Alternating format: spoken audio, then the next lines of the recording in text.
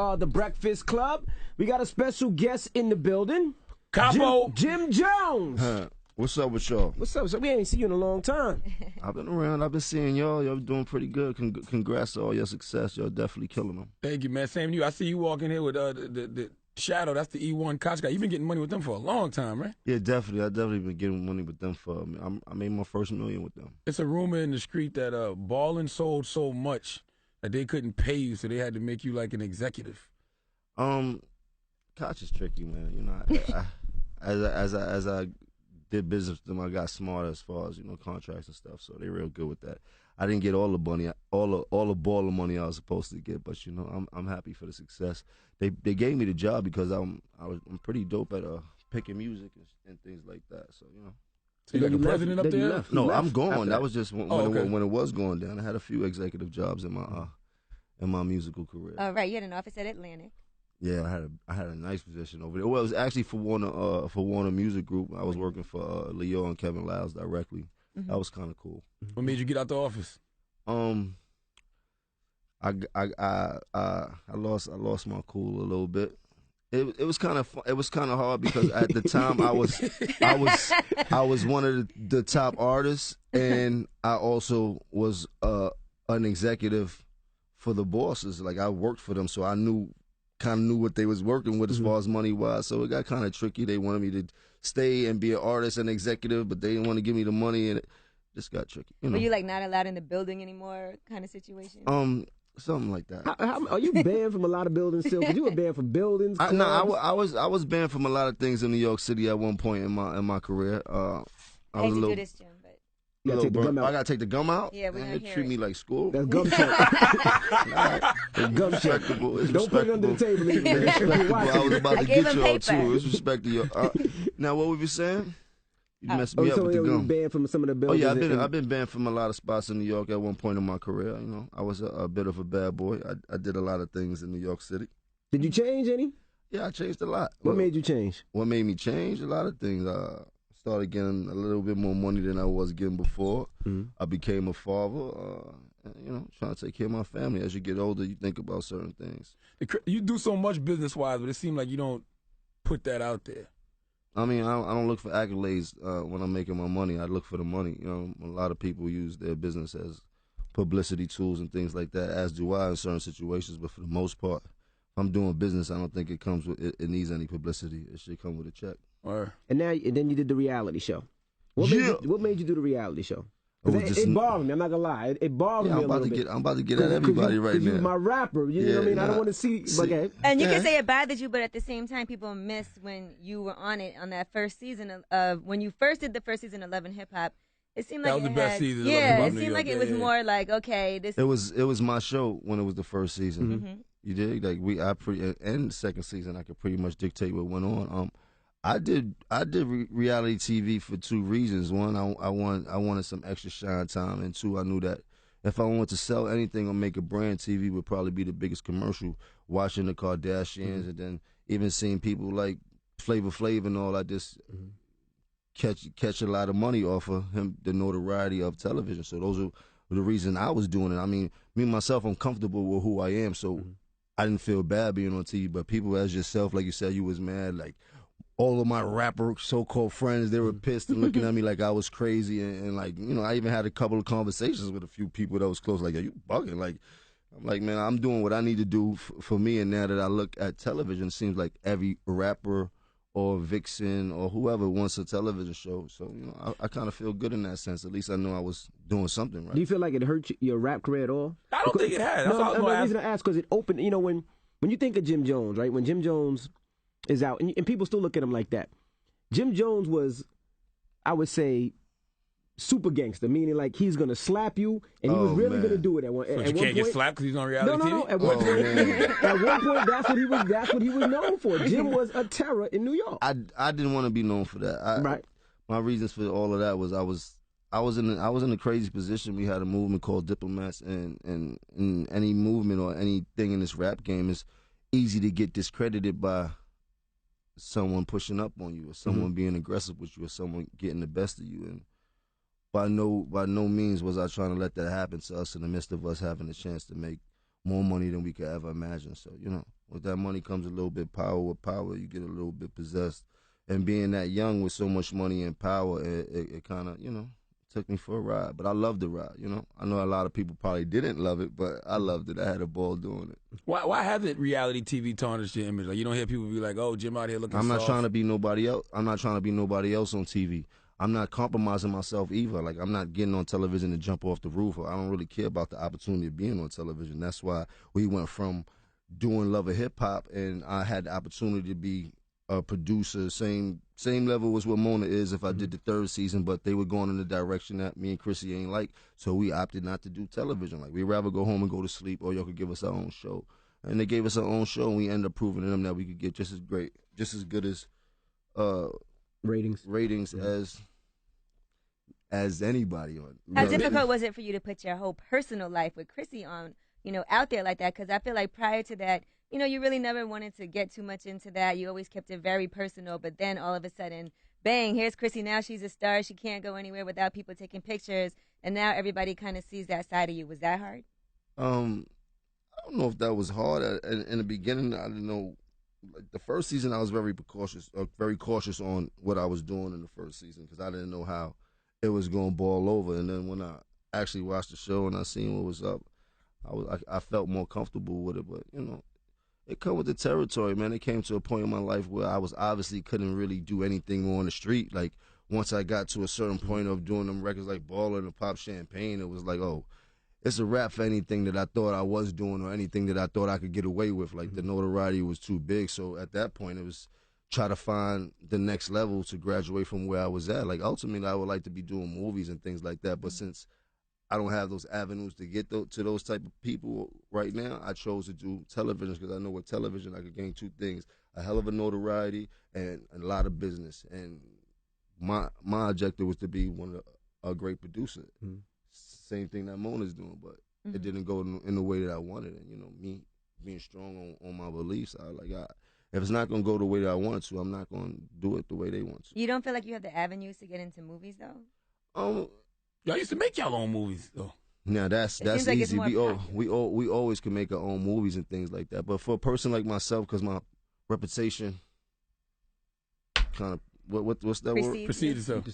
How? Just do action movies. I need a liaison 9 times out of 10 for the business that I do until people actually get to meet me and understand that I'm probably one of the most sane people you could know when it comes to doing business. I'm pretty good at doing business. I'm a very emotional person, so sometimes that get the best of me, but that usually doesn't come with business. That usually comes with other BS. I remember like 6 years ago, I used to be in the VH1 building, and they used to say, we're trying to get Jim to do a reality show, but he doesn't want to do it, so we're going to shoot a reality show about him not wanting to do the reality show. At that point, they was willing to shoot anything. That's what I mean. Like, at the point of me starting to do reality was 3 years before we even got on television. So, they've been baiting me to do it, and I just was moving so crazy and so hectic, I didn't really understand what it could do for me at the time. And if I did understand what it could do for me at the very first time they were trying to do it, I would have did it now that I look back at it. You know what I mean? Like, now, what about with your, you got your whole family on there. Your mom's is on there, your son's on there. It's a family affair. I know one time, you were like, anybody say anything crazy about moms is getting it. But how do you stop that? Because it's, social media is a bitch. Everybody has something to say. Social media don't really get to me like it gets to people. Like, I expect that. Like, just like I expect to when I come outside, I expect to take pictures. It's part of the job. Like, if you put something up on Instagram and you don't get no hate, I don't know who you are. You dig? You're going to get, I don't care who it is, they're going to hate on every picture you put up. Like, dig, no matter what. Like, I put my son up yesterday playing football, and they somehow it don't matter. Like, you dig? So I've been prepared for that. That type of stuff don't bother me because these people will never even try that when they see you remotely next to you. They'll come and try to get an autograph and a high five. I haven't seen that yet. I haven't seen that materialize into real life. Like, yeah, that's me from Instagram, and I don't think they would. I mean, I wouldn't. You did? I ain't seen that yet either. It's me from Instagram. Ain't nobody popped up. Yeah, like you did. Like, I don't think that's. But it's Instagram is a great tool. Also, I watch it like I watch CNN. You definitely get abreast of the news quicker than anything on Instagram. It's kind of dope. The first time I ever heard of the Hip Hop Cops was because of you. Oh man, don't say that. I'm just saying because I always felt like they used to shut you down all the time. Like you were a real target for the Hip Hop Cops. Like, what's your relationship with them now? They cool, man. Shouts to the the hip hop cops or the special unit that's out there to watch high profile entertainers. They cool with me, man. I mean, I've been at this for a long time, back and forth with them.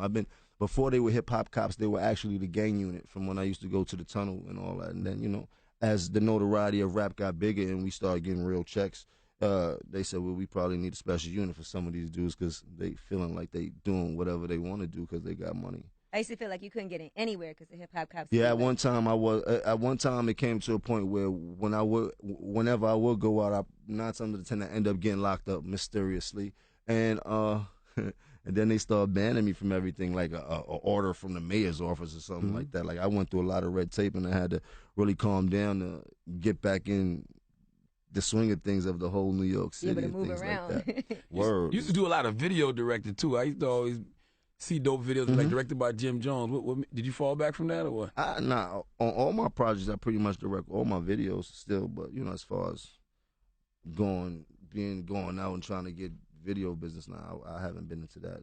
You know, I was doing all the Diplomat videos at one time and all the Cam and Joel's videos. And you know, I still know how to do it. It's still a great passion of mine. That's why I just shoot little movies and stuff like that still. So you think if you had like a good PR back in the day, they could have painted your image better? Because of all the stuff you was doing. Like, I don't think that I needed my image to be painted better back in the day. That was what rap was built on back in the day. Like people was used to that and they wanted to see that. Like, you know, I still go to places and they treat me a little bit different than you could imagine and things like that. That's because we from the hood, we from the projects. Like these kids grow up ignorant. They don't know no better. They adore that. You know what I mean? Like this is what they want to see. Let's be realistic. Like, you know. Now Harlem stick together. You and Dame Dash got into, I guess, an argument, a spat, a disagreement on Instagram. social media. Now, what happened? Emmy was clutching his pearls. He was clutching his pearls. You called him a culture vulture, a thief. You called him some names we can't even say on the radio. But it's interesting because, no, you said you did work directly for Lior and Kevin Liles, and Damon Dash directly went at Lior and called him a culture vulture. And I did think at that time, I wonder what Jim Jones thinks about that. I mean, that's kind of bizarre when you call a person a culture vulture and you was doing 100 million in billing in this game. So you know, now people could read through that like you dig. Now when the world turned on Dame, I think you were the only one that stood by his side. Yeah, I saw you next to him more than And you stood by his side more than anything else in this world. Then to see you and him going at it, what the hell happened? Was it money? Did he steal? What happened? Was it a liquor situation? They said it was like a liquor deal that he went ahead without you or something. You know, in life everything takes its course. You know, shouts to Dame. That's still my dude. But you know, we got to go different ways. His perspective on business and mine is way different, way different. Especially when it comes to my money. And yeah, I stand by people I believe in and people I love. Like that's just who I am. And that has also hurt me a lot in this industry and my success because most of the times. The so-called beefs or the discrepancies that I had in this game was out of me being so-called enforcer for what we believed in and the money we was making. Those wasn't really my problems per se personally, but I took them personally for what I believed in and for the cause. You understand what I'm saying? So now these things still spill over like problems I had in high school in Harlem and things like that. So, you know, sometimes when I be in the street or I go different places and I see these different people that, you know, I still make people uncomfortable. Which is cool with me. I don't really give a F regardless of how you feel, no how. I'm just saying, you know, when you look at the whole spectrum of things, it's like, wow, look at me. Different things that I want to do now sometimes be kind of put in a box because of what I was doing when we was mobbing. But it's cool. It was interesting to see you go at Dana because we never see you go at like the home team. Even when you and Cam went through whatever y'all went through, you never made it. I'm a very emotional person, a very, very emotional person.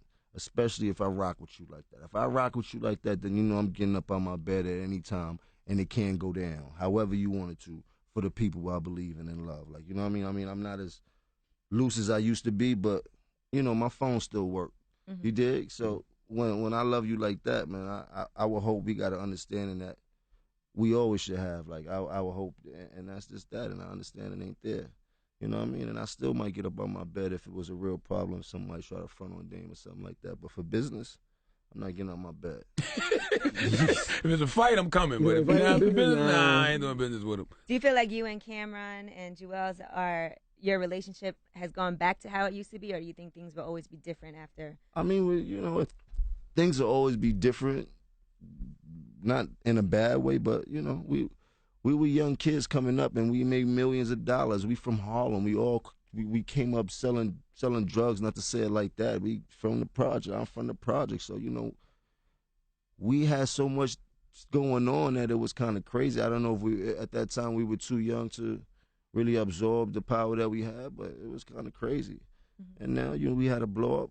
We fix it. We all cool. We still got that brotherly love. Do y'all talk every day, or? I don't say we talk every day, but we get with each other. When Cam's around, I might go to his house, do a couple records, laugh and joke. Me and Cam can never really have a real full conversation without laughing and joking about things that happened in the past 20 years. Like, it's kind of crazy when I get with him. Like, we'll be in the club laughing for 3 hours and people just looking at me like us like we retards and things like that. So the love is definitely there. Like, we still live how we want to live. We don't want for nothing. We all support our family. What we did and the moves that we did made kind of lasted, and we respect each other for that, because we definitely couldn't do it if Cam wasn't in the picture, or we couldn't do it if Juelz wasn't in the picture, or if Zeke wasn't in the picture. Like, it was a cohesive bunch that really went at it, and it worked for us. You guys teased us with with Dr. Dre in the studio one time. Man, he teased us by coming to my studio. We teased Joe. He teased us. I ain't never seen that man again. Did y'all do records? And he took the records. We did like 4 records. Come on, man. No. Dr. Dre got like 4 Diplomat records. Come on, He Dre. produced them? Right now on Dre Drake gotta Beats. stop. Damn it, man. Dre might be the coach of all shit. And one night he came in there, he looked at the studio like, man, I got the same studio. Let's rock. He put his little plug-in in, and we did 4 incredible records. I know, and it was dope. He was critiquing me in the studio. I'm like, people don't critique me in the studio. This is kind of different. But he telling me how to say it, and it was a dope experience. So, I got to work with the doctor, but it didn't materialize into what we thought it would, Now, with the Diplomats, y'all bought the South Sound in New York way back when, but y'all never got flack for it. Why you think New York artists get flack for it now? I don't know. I mean, because it's everybody paint the picture of New York down south, New York down south. New York is dry. They ain't getting no love. So, New York rappers try to get in the tempo of down south. So it's like, niggas, people trying to eat, my brother. You dig? So if you got one sound and it really ain't bringing you no money home, you want to try something else to try to get you some money home. The objective is to get on that road and do shows. 9 times out of 10, these New York rappers are not on that road doing shows. You understand? That's why people like myself and the other people, you might see us always in Miami. You might see us frequent in Atlanta. Or you might see us frequent in the Midwest, because these are the places where we're going to make our money. Whether we got that sound or not, if they get to see you, they're going to start booking you and things like that. And that's one thing I learned throughout the years.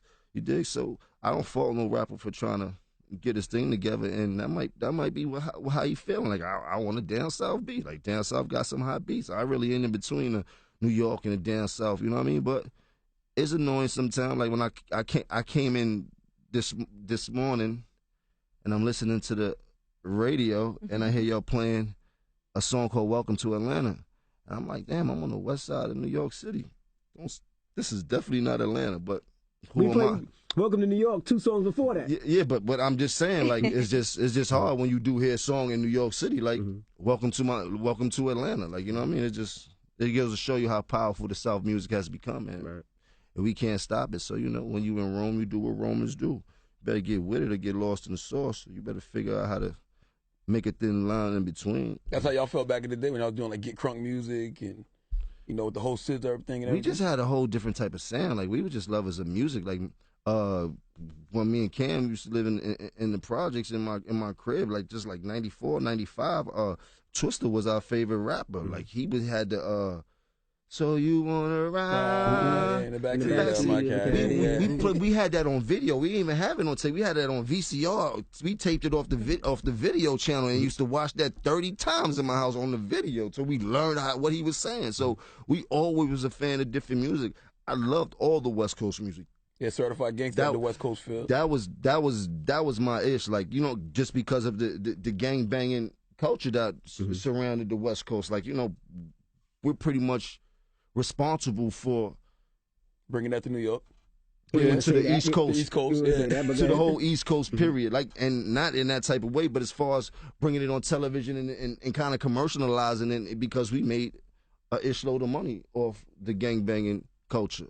You dig? And I know that is a very sticky situation, but when Snoop and them did it, it turned their whole life around. You understand? So we was kind of, me and Cam used to say it's NWA rules, it's premeditated murder. We kind of took a page out of some of the things they was doing in their book for our Diplomat book, and that's how we ran with it. Are we getting another Diplomat album?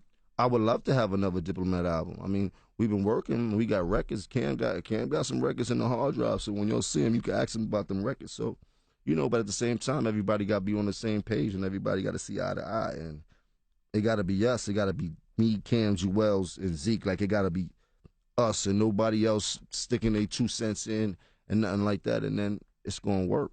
It's going to work. What more did the Dipset have to say right now? Like, what would be the message for Dipset in this time? What you mean, the message? Yeah.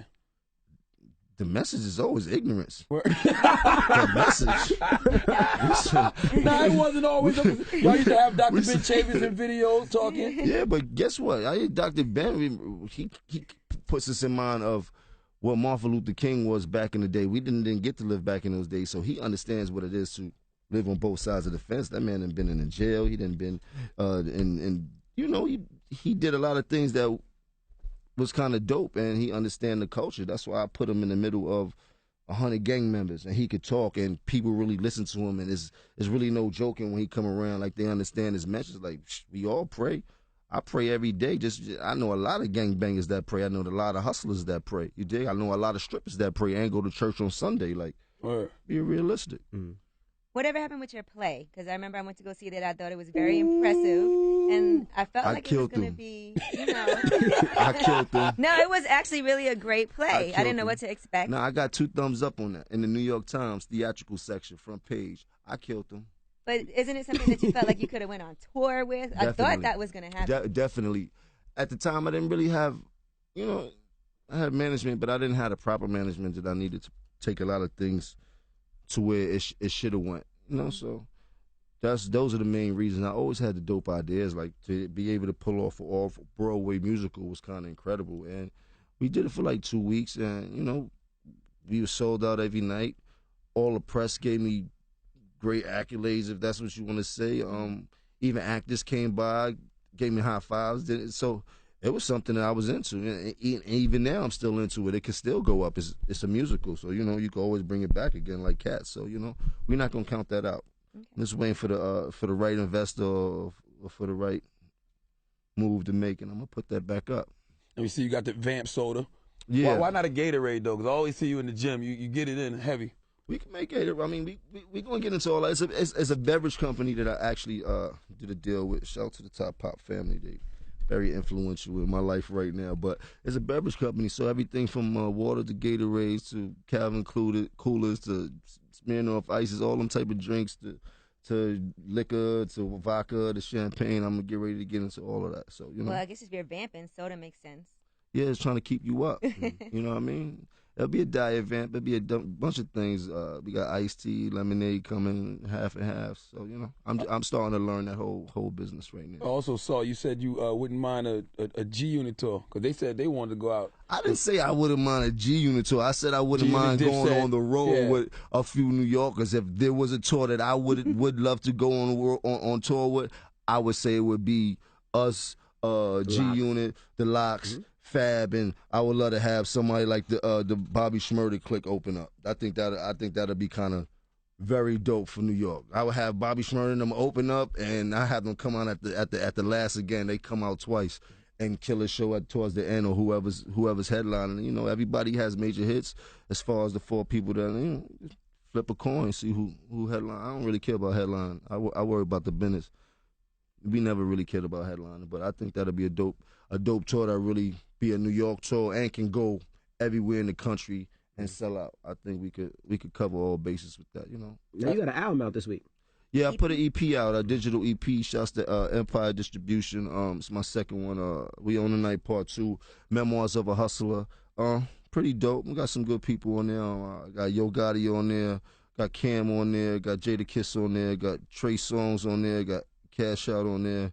Got Hell Rel on there. Man, Filthy Rich, all the usual suspects, Mel Murder, Trav, Sin City, T-Double-O. You know, we got a couple Camp. people on there. K, shout out to my dude K Camp. Or we got a couple joints on there. I have fun. You know? You did a feature on every single song on there, so you consciously said, okay, each one is gonna have a feature. Yeah, that's what it was about. Trying to, you know, most of the time when I do a project, I don't really have too many features. And, you know, start reaching out to a couple people. I have some fun with the records. The whole EP has a different feel and a different tempo. I still got our New York tempo Diddy Bop records on there for the most part. There's some up tempo music. As an executive, like say if you were the CEO of New York, what would you do to put New York in a better place? Even though I think it's in a good space now, but New York is always in a good space. New York is where all the money's at. Like, let's not get it twisted. If you want to make movies, you go to Hollywood. If you want to get a record deal, you come to New York. I don't care where you at, what you doing, how popping you is. If it ain't Interscope, who has that only West Coast big presence of label, you come into New York to get a check. I don't care if you're the biggest artist down south. I promise you'll be in New York to get your check. Right. So, you know, let's not forget that. I mean, we got everything here. Everybody still wants to be like us. If you press mute on the TV, 9 times out of 10, you think them down south rappers are from New York. We still set the precedent as far as a lot of things. Just because the music is not where people think it is and all that, it's still music. We started rap. If we didn't put that on the map, they wouldn't be able to have their own sound. If you want to really get technical, but you know. I tip my hat to everybody who's popping. Now you guys were so big in Chicago at one time. Dipset is big in Chicago now. Shout out to the West Side. Are you still in Chicago a lot? Yeah, I mess with Chi-Town. I know a few kings. Shouts to my man Coop, my man James. Whole South Side. You ever think about going to Chicago and talking to the kids? Because Chicago's crazy right now. Yeah, Chicago always been crazy. Like it's just, you know, it's so many media outlets now that you're really getting to see how crazy it is. Mm-hmm. That's one of the things with all these phones and things. A lot of things that people didn't see before or wouldn't hear before is because they didn't have that media outlet. Chicago been on fire, and now it's getting even stupider. But I always go talk to the kids. That's one of my favorite things to do is do stuff for the kids, talk to the kids. Like, you know, I used to, which I would like to start up again. I used to do a little high school curriculum every year for the kids, and named it Music 101. Take a whole classroom and break it down into a fully functioning record label. And it's kind of fun. It's pretty much like 6 weeks after school program. My attendance is always 100%, so it was a great thing. So I love the kids. When you had the record Perfect Day, did you ever think about taking that record to the pop stations? Because I was like, that's a smash. It was a smash. And once again, you know, Who fault was that? Like what album was Perfect Day of Capo? That was I had an obligation to do for Koch to kind of get out all of my contracts to be a solo artist. So that was one of the things I put on that. And, you know, I just let it be whatever Koch wanted to do and things like that. Me and Alan wasn't really seeing eye to eye. So, you know, Alan is a spiteful person if you know him personally. And we had a love-hate situation going on. So, you know, the money I would like to have put on certain records, I didn't have a budget to. And everybody knows when you're dealing with music and you got a single going, you're going to spend in excess to 100 to 200,000 to really make a record go at radio. And, you know. All right, now I got to ask you about wedding date. I had heard some rumors that y'all got married already in Miami, but then. Yeah, I like that. I like people still talk rumors about me. Make me feel good that I'm on people's mind. We getting married pretty soon. We've been really thinking about it and talking about it. So, and I've been thinking about it. So it should happen. It probably happen sooner than people think. Will it be on TV? Everybody asks that. I mean, I don't know if it'll be on TV. It really don't matter to me if it's going to be on TV or not. That's not what I'm doing it for. But if it so happens to happen like that, please believe I'm going to get a check for it. When you bring Cam to TV, man, Cam and Juju need a reality show. They do. They kind of a crazy couple. I know. I remember when Cam met Juju. I was with him. I was there. Or the way they are now is the way they are back then. They would bust out and wrestle in the middle of a show, and in the middle of the stage, he wrestling on the floor at a show. Like, they're a real crazy bunch. So, you know, you can't do that on video no more. They might like, oh man, I don't even talk about that situation. But you know, did Juju and Chrissy get along? Yeah, we had what was at a concert. Few times they be with each other, they get drunk together. They was laughing and joking. So, you know, I guess it's the camaraderie of being a diplomat woman. So, you know, it's cool.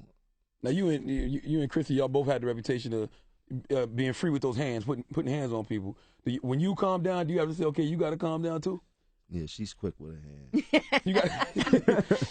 If I ain't beating people up out here, you can't beat people up out here either, Chris. You got to move when she around. Nah, she just be trying to defend herself, man, and make sure nobody try to take advantage of her. That's it. So with the notoriety and television, she always kind of gets the bad end of the stick. I know how it looks. So, whenever you hear her name in some records, they're like, oh, there she go again. She pounding on somebody. But it's not like that, man. She a sweet girl, very smart girl, one of the smartest people that I know. I mean, she's one of the reasons that I've calmed down a lot and started to look at things a little bit different as opposed to just jumping off the roof and figuring it out later. I think people look at her as very loyal. Yes, she is. How they looked at her on the show. So you guys are bringing back another season, though, right? Evolving it into something. It's something different. It's definitely not the same premise. We got a little switch to it. But we coming to have fun, so I feel like it's a great television show for us that we creating because it's kind of put us in like that crossover market as far as TV. Like where we started from to where the show could take us is kind of like the Osbournes or something. A little bit. I think people will really have fun with us with this show. You know what I mean? It's most of the shows that we were doing. Those producers like to build their shows on drama, and that's not really what our relationship is about. 9 times out of 10, we always joking and snapping on each other or everybody that's around us, no matter where we at. So I always wanted to know.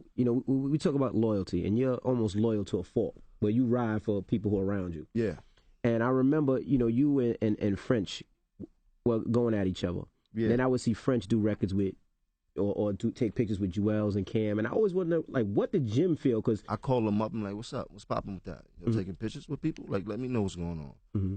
Please tell me what's going on. Yeah, I don't hold my tongue back for nobody. But then I got to sit back and figure out, man, you got to figure out who you are and what you represent for yourself. And, you got to think about how people really take you high-headed, you do a lot of things, and I don't get into that. I stick to my guns. I don't care who take a picture with you or who cool with you or however the situation may be, or if it just happened to be. I don't really care about none of that. You know how I do it. You heard? You get caught out of pocket, we gonna put you in pocket. Word. Is you and French cool now? Or? Nah, none of that. Vamp life, baby. Word. What about Yandy? I know y'all had a falling out, but nah, none of that. No. Vamp life, baby. What about Bax B? Man, I don't like nobody to be in jail, so I don't even talk about him. You haven't heard me say anything negative about him. It's whack. Like he's down. I would never do that while he's down like that. Like that's a coward move. You know what I mean? So I hope his situation changes. I hope he gets an appeal, and I hope he finds his way back to these streets. You dig? Like, and that's that. And you said but if he get back on these streets, stop. All bets off. Now, did you distance yourself from Mona because of the drama? Was she trying to get F you Mona with a capital F? No, let me stop. Nah, I definitely distance myself from Mona. She's not the type of business person I want to be next to. You know what I mean? Like her form of business is crazy.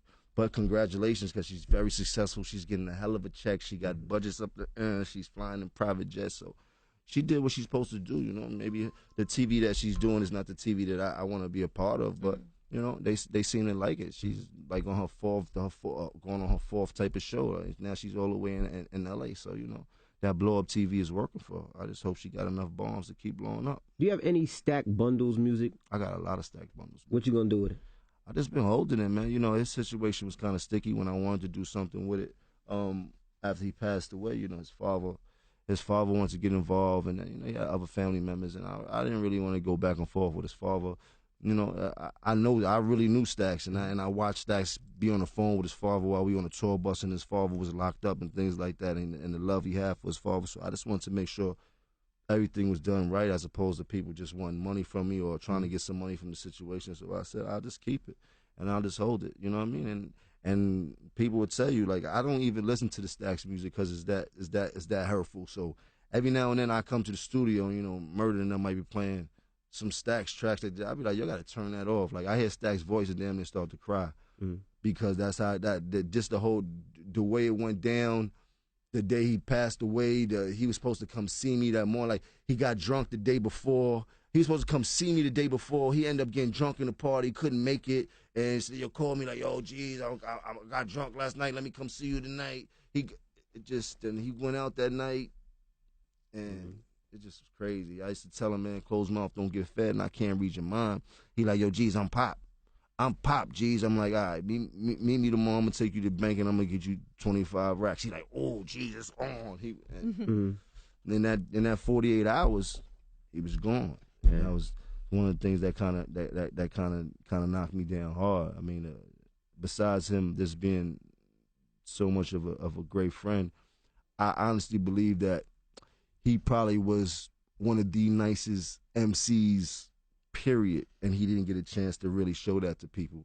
As a person like Big, like I put him on them type of levels. Like he really didn't get a chance to show what he was worth. And a lot of the music on the album that I did before he passed was his influence on me, and him sitting there with me, giving me ideas, and him like, man, people believe in you, Jack. You gotta get up and get off your ass and do some of this music. You know what I mean? So, you know, when it comes to Stacks, it's a real this is the first time I'm even talking about Stacks, period. Like, I don't talk about him. How often do you think about how crazy Bird Gang could have been if Stacks was alive, Max would have kept it 100? Like, I used to think about it a lot and things like that. Sometimes it just drive me dizzy, like, yo, where did I go wrong, or what did I do?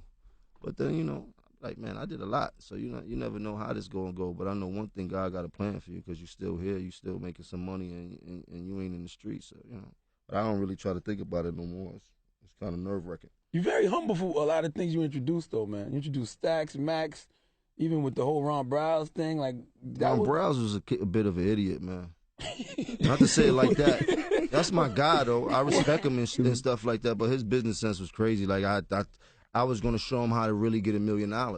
You dig? And he had so many people in his ear, like, oh, you Jim. And I remember meeting him one day, like, yo, it probably was like October, November. I remember meeting him, like, yo, guess what? I said, how much you wanted for an advance from these people if you get signed? He like, I want like $60,000 something. I said, guess what? I'm going to give you $100,000 for your pocket, right? If I don't get you $1 million by like January from the whole deal, I'm going to give you $100. We can sign a contract. He like, nah.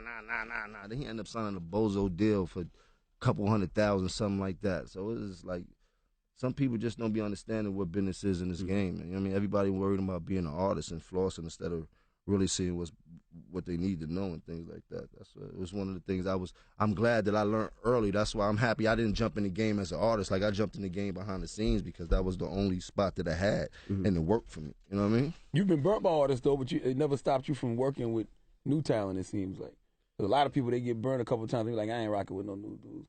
Yeah, man, this is a business. Like, there's a couple times I gave out some work, I ain't get it back. Like, damn, you gonna lose it. You gonna lose out a couple times. But if you don't keep going, then how you gonna make money? How you gonna push the envelope? Like, you did. You gotta keep coming with it. That's why I've been down in Miami the whole summer. Been down there working with some new artists and things like that I really believe in. And right now they're getting traction. Like, they got like 2 records on the radio, and you know, people really starting to. So, you know, I still do what I'm supposed to do as far as business. And I got a couple things that move out there right now that people have no idea that I got anything to do with.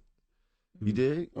But my money know I got something to do with it. Well, the album is out right now. Make sure you pick it up. What's the name of the EP again?